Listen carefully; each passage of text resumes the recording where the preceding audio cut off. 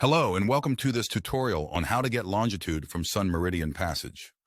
This short video will teach you a simple method for determining longitude using the Sun's Meridian Passage. Let's dive in. When a celestial body crosses directly overhead, it is on the local meridian, and its Greenwich hour angle, measured westwards, is identical to the observer's longitude.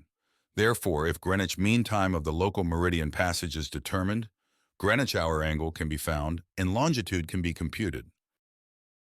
This tutorial will focus on the Sun.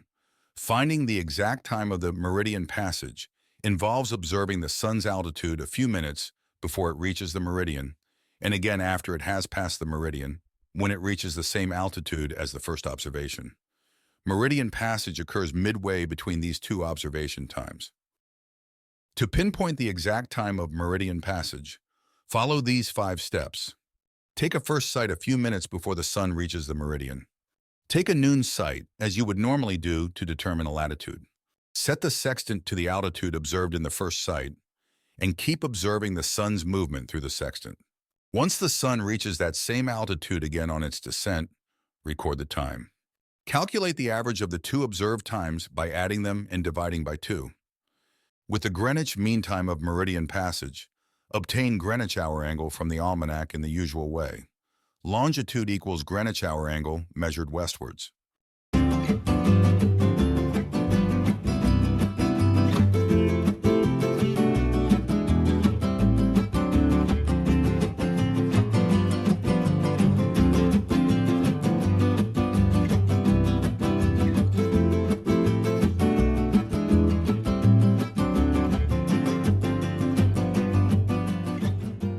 We can verify the longitude utilizing an alternative method.